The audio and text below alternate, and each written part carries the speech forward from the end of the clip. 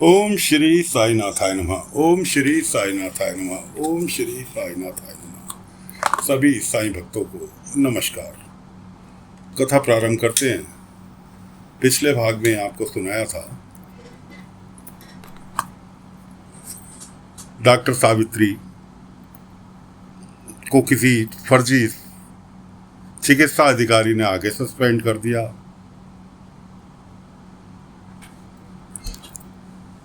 अब बाबा को तो हर चीज की पता होती है एडवांस में।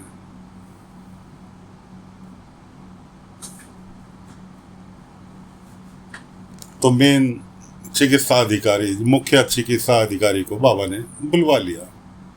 नाना साहब चांदोलकर और चिकित्सा अधिकारी दोनों जने एन मौके पे पहुंच गए और जो जिसने सस्पेंड किया था उसको खरी खोटी सुनाई गई और डॉक्टर सावित्री को दोबारा बहाल कर दिया। उनको बहाल करने के बाद नाना साहब उनसे चिकित्सा अधिकारी से पूछने लगे कि आखिर आप यहाँ की खबर मिली कैसे? क्यों आप आधी रात को मेरे घर पर पहुंचे? क्यों मुझे तो शिरडी के लिए आपने चलने के लिए कहा।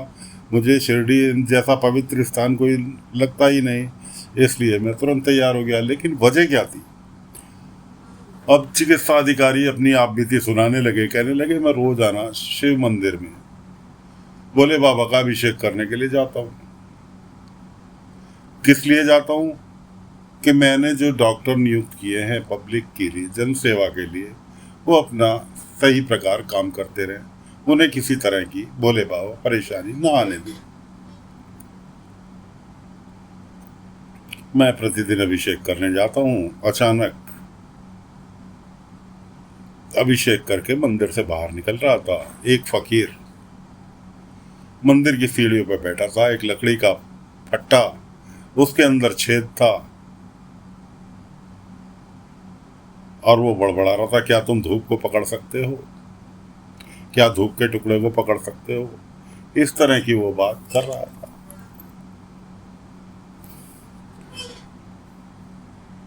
मैंने उससे पूछा भी कि तुम क्या कहना चाहते हो, तो बड़बड़ाता हुआ निकल गया। अब मंदिर से घर तक आते वक्त मैंने ये सोचा कि कुछ ना कुछ मेरी ओर इशारा था मेरे को, क्योंकि पंडित जी से पूछा तो पंडित जी कहने लगे जी पहली बार देखा है सर औलिया को, तो मैंने जिस फकीर को। पंडित जी ने भी पल्ला झाड़ लिया। अब के दिमाग में ये हुई कि किसी डॉक्टर के ऊपर कोई परेशानी तो नहीं है।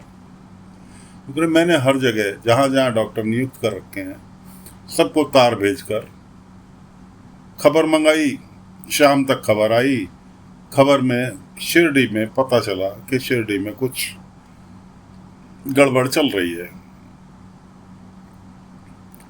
इसलिए मैं तुरंत, अब तार में ज़्यादा खबर तो मिलनी नहीं थी, इसलिए मैं तुरंत आपके पास आया। आते आते रात हो गई और आपके पास विनती की शिरडी आने के लिए। आप तैयार हो गए और मैं शिरडी आ गया।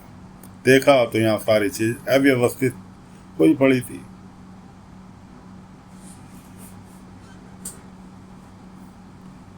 चांदोलकर जी ने परिचय कराया, ये हैं हमारे साईं, जिनके वजह से शिरडी में सब कुछ सामान्य रहता है। खैर बाबा से भी मेल मिलाप हुआ चिकित्सा अधिकारी का। उसके बाद चिकित्सा अधिकारी कहने लगा काश वो एक बार औलिया मुझे मिल जाता, फकीर मुझे मिल जाता, तो मैं उससे पूछता कि मतलब क्या था इसका, और मुझे यहाँ आने के लिए प्रेरित करके बहुत अच्छा काम किया। मैं उनका शुक्रगुजार हूँ, उस फकीर बाबा का मैं शुक्रगुजार हूँ कि जिन्होंने मुझे यहाँ आने के लिए प्रेरित किया और मैं यहाँ आया। और यहाँ गांव वालों की मनमानी देखते हुए, गांव के मुखिया की मनमानी को देखते हुए सारी चीज़ अव्यवस्थित हो रही थी, जो कि व्यवस्थित की गई। बाबा ने एक कपड़े में लिपटा हुआ कोई चीज़ उनके हाथ में दी कि ये लो, रख लो और इसे घर जाने के बाद खोलना। और इतना कह के बाबा वहाँ से निकल लिए आशीर्वाद दे के। लेकिन भला चिकित्सा अधिकारी के मन में कहाँ घर तक पहुँचने की वो थी। चिकित्सा अधिकारी ने तुरंत कपड़ा हटाया, देखा क्या जो लकड़ी का फट्टा लिए हुए वो फकीर बैठा था, वो फट्टा लिपटा हुआ उस कपड़े के अंदर मिला। नाना को दिखाकर कहने लगा, अरे वही फट्टा है। नाना कहने लगे कि वो फकीर और कोई नहीं, स्वयं साईं तुम्हें यहाँ बुलाने के लिए गए थे। चिकित्सा अधिकारी कहने लगा, अच्छा हुआ ये खुलासा हो गया कि साईं ने मुझे बुला लिया, वरना बता दिया, वरना मैं तो सारी जिंदगी परेशान रहता कि वो फकीर था तो था कौन। खैर जी, चिकित्सा अधिकारी भी बाबा को मानने लगे इतना बड़ा चमत्कार देख के। अब बाबा ने एक दिन पहले यहाँ के समस्या होने से पहले एक वृद्ध महिला को अपने बेटे का इलाज के लिए बाबा के पास को बुलाने आई थी, तो बाबा ने उसे खिचड़ी खिलाई और कहा कि अपने बेटे को लेके मालसापति जी के घर पहुंचो और मैं वो दवा लेकर वहीं आ रहा हूँ। बाबा की बात मान के वो मालसापति जी के घर लेकर पहुंच गई, अपने बेटे को वहीं लिटा दिया। अब बाबा को इन सारे डॉक्टरनी सावित्री के चक्कर में हो गई लेट, उस बच्चे की हो गई तबीयत खराब। कुलकर्णी सरकार यहाँ से चले भुने तो जा ही रहे थे, वो महिला भागी भी बाबा के पास आ रही थी, रास्ते में रोक लिया कि कहाँ जा रही है, कि साईं से मिलने, साईं को बुलाने, मेरा बेटा ऐसे ऐसे। साईं क्या करेगा, मैं करूँगा, ठीक, मैं इस गांव का वैद हूँ, सबसे बड़ा वैद हूँ, चल मैं चलता हूँ। मरते को क्या चाहिए, दो आंखें के जी हाँ, मुझे भी पता थी कि हाँ कुलकर्णी वैद है। कुलकर्णी ने वहाँ पहुँचकर मालसापति जी के घर पहुँचकर महंगी से महंगी जड़ी बूटी उस बच्चे पर आजमा ली, लेकिन वो बच्चा यहाँ तक की स्थिति आ गई कि उसकी दिल की धड़कनें भी बंद हो गई। कुलकर्णी सरकार ने उसे मृत घोषित कर दिया। इतने में बाबा डॉक्टरनी को लेकर, डॉक्टर सावित्री को लेकर वहाँ पहुँचे। डॉक्टर सावित्री कहने लगी कि एक बार मैं देख लूँ। कुलकर्णी भड़क गया, तुम मेरा अपमान कर रहे हो और मैंने कोई कुछ नहीं कर सकता, इसकी सांसें रुक चुकी हैं। उसकी माँ को भी कहने लगा, क्यों अपने बच्चे की लाश को शत विशत इन डॉक्टरों के चक्कर में करा रहे। डॉक्टर सावित्री ने बाबा की ओर देखा, बाबा ने इशारा किया। डॉक्टर सावित्री ने जाकर चेकअप किया उस बच्चे का।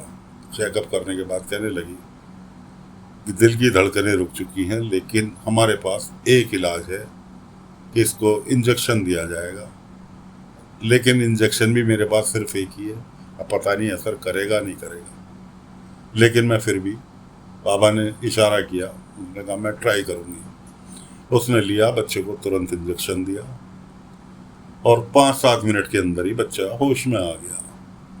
कुछ तो डॉक्टरनी के इंजेक्शन का प्रभाव था और कुछ बाबा के चमत्कार का प्रभाव था, क्योंकि बाबा का हाथ जिसके सिर पर आ जाए वो कितनी भी बड़ी मुसीबत में उस मुसीबत से बाहर निकल ही आता है। खैर, कुलकर्णी अपना मुंह बिटा के वहाँ से निकल ली। डॉक्टरनी की तो पूरी जय जयकार होनी चालू हो गई पूरे गांव में। उधर नाना साहब चांदोलकर और चिकित्सा अधिकारी दोनों मारुति मंदिर में बैठे हुए थे, बातचीत कर रहे थे। नाना कहने लगे, अब आपने क्या सोचा? चिकित्सा अधिकारी कहने लगे कि इस गांव में बहुत कुछ गड़बड़ चल रहा है। चूरन की गोली महामारी की दवा के नाम पर बेची जा रही है और उल्टा सीधा मुनाफा कमाया जा रहा है कि मैं यहाँ जांच कमेटी बैठाने जा रहा हूँ, फिर देखते हैं, गांव को तो बहाल करना ही पड़ेगा। कुलकर्णी का जो पार्टनर था, जिसने पैसा लगा रखा था वो चूरन की गोली बनाने में,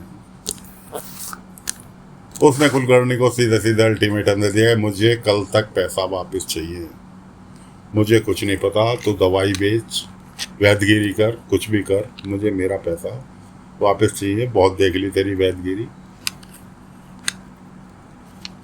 वो कुलकर्णी से आकर अपना पैसा वापस ले गया। कुलकर्णी हो गए पैदल, क्योंकि जो कुछ भी दवा बनाने में पैसा लगाया था पार्टनरशिप में, वो पैसा उसने अपना वापस ले लिया। अब उस जनार्दन सेठ के बेटे की जो पत्नी थी वो थी गर्भवती, जिसको डॉक्टर सावित्री ने पिछली रात बचाया था। दोनों पति पत्नी जा रहे थे टहलने, सामने से डॉक्टरनी आती दिखाई दी, दोनों रुक गए। उसने डॉक्टरनी का शुक्रिया अदा किया। इतने में बाबा पहुंचते हैं। बाबा कहने लगे कि आज की रात बहुत भारी है, इसलिए जल्दीबाजी में कोई भी निर्णय मत लेना, सुबह होने का इंतजार करना, सुबह होने पर ही निर्णय लेना, जल्दीबाजी में रात को कोई निर्णय ना लेना। अब दोनों पति पत्नी परेशान, क्योंकि बाबा सीधी सीधी बातें तो करते ही नहीं थे किसी से भी कि साईं ऐसा क्या होने वाला। बाबा ने कहा राम जी भला करें। ऐसा कह के बाबा वहां से निकल लिए। डॉक्टर ने अपने औषधालय पहुंच गई और चिकित्सा अधिकारी जांच बैठाने के लिए तैयार हो गए कि कुलकर्णी सरकार के खिलाफ जांच बैठाई जाए, उनकी वैधगिरी के ऊपर जांच बैठाई जाए। इंतजार है किसी भी तरह वो चूरन की गोली जो ये महामारी की दवा कह के बेच रहे हैं वो इनके हाथ लग जाए। तो दोस्तों फिलहाल कथा को यहीं पर विराम देते हैं। अगले अंक में आगे की कथा लेकर फिर हाजिर होंगे। तब तक के लिए आज्ञा दीजिए। ओम साई राम, ओम साई राम, ओम साई राम, ओम साई।